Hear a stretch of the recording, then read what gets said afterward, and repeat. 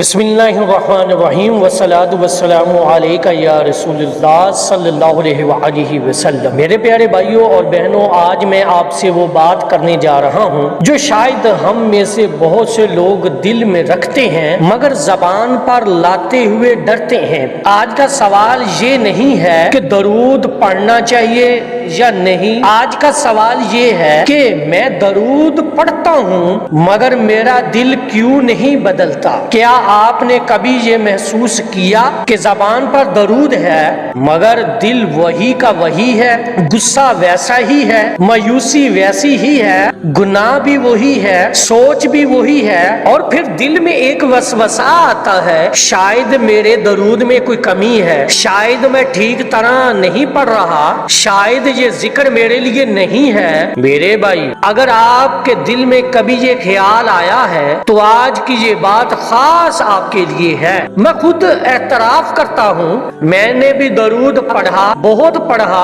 مگر ایک وقت ایسا آیا جب میں نے خود سے سوال کیا کہ یا اللہ، میں تیرا محبوب صلی اللہ علیہ وآلہ وسلم یاد کرتا ہوں، پھر بھی میرا دل کیوں سخت ہے۔ اور یہی وہ لمحہ تھا جہاں مجھے ایک بہت بڑی غلط فہمی سمجھ آئی۔ ہم نے درود کو صرف فائدہ لینے کا ذریعہ بنا لیا ہے۔ ہم پڑھتے ہیں تاکہ مسئلہ حل ہو جائے، بیماری جائے، رزق بڑھے، دل سکون میں آئے۔ یہ سب غلط نہیں مگر یہ مکمل سچ بھی نہیں۔ درود پہلے دل کو بدلتا ہے، پھر حالات بدلتے ہیں، اور ہم چاہتے ہیں حالات بدل جائیں، دل بعد میں بدلے۔ یہی اصل الٹ ترتیب ہے۔ دل کیوں نہیں بدلتا؟ دل اس لیے نہیں بدلتا کیونکہ ہم درود کو زبان کی حرکت بنا دیتے ہیں، عادت بنا لیتے ہیں، گنتی بنا لیتے ہیں، مگر رابطہ نہیں بناتے۔ رسول صلی اللہ علیہ وآلہ وسلم سے رابطہ۔ ایک بات دل میں بٹھا لیں، درود کا اثر اس وقت ظاہر ہوتا ہے جب بندہ یہ سمجھے میں درود پڑھ کر کچھ حاصل نہیں کر رہا بلکہ کسی کو یاد کر رہا ہوں۔ جب تک درود طلب ہے اثر کم ہوتا ہے، جب درود محبت بن جائے تو دل خود بدلنے لگتا ہے۔ نبی کریم صلی اللہ علیہ وآلہ وسلم کا مفہوم ہے جو مجھ پر ایک مرتبہ درود بھیجتا ہے اللہ اس پر 10 رحمتیں نازل فرماتا ہے۔ اب ذرا سوچیں، رحمت نازل ہو رہی ہو اور دل نہ بدلے۔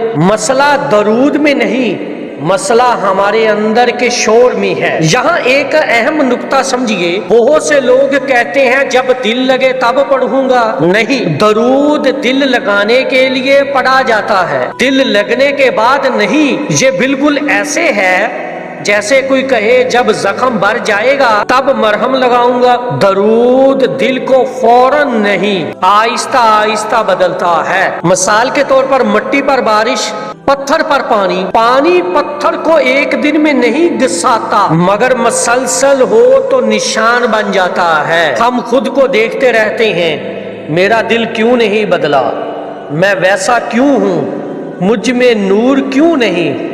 درود ہمیں خود سے ہٹ کر رسول صلی اللہ علیہ وآلہ وسلم کی طرف لے جانا چاہتا ہے۔ جب نگاہ خود سے ہٹے گی تو دل خود سنورے گا۔ اگر آپ واقعی چاہتے ہیں کہ درود دل کو بدلے تو یہ نیت کر کے پڑھیں کہ یا اللہ، میں درود اس لیے نہیں پڑھ رہا کہ میرا مسئلہ حل ہو، میں اس لیے پڑھ رہا ہوں کیونکہ میرے نبی صلی اللہ علیہ وآلہ وسلم اس کے حقدار ہیں۔ یہ نیت درود کو عبادت بنا دیتی ہے، وظیفہ نہیں۔ اگر دل بوجھل ہے، آنکھ میں آنسو نہیں، کیفیت نہیں، تب بھی درود چھوڑے مت، کیونکہ درود کیفیت کا محتاج نہیں، کیفیت درود کی محتاج ہے۔ میرے بھائیوں اور بہنوں، اگر آپ درود پڑھ رہے ہیں اور دل نہیں بدلا تو یہ نہ سمجھیں کہ درود بے اثر ہے، یہ سمجھیں اللہ آپ کے دل کو تیار کر رہا ہے۔ کچھ دل فوراً نرم ہو جاتے ہیں، کچھ دل دیر سے پگھلتے ہیں، مگر جو درود چھوڑ دیتا ہے وہ سب سے بڑا نقصان کرتا ہے۔ آج اگر آپ کو اپنا دل سخت لگ رہا ہے تو بس اتنا کہیں یا رسول اللہ صلی اللہ علیہ وآلہ وسلم، میں کمزور ہوں، مگر میں آپ کو نہیں چھوڑوں گا۔ یہ کہنا درود کا سب سے خوبصورت اثر ہے۔ اگر یہ بات آپ کے دل کو لگی ہو تو درود پڑھتے رہیں، اور کسی دن آپ خود محسوس کریں گے میرا دل بدل گیا ہے۔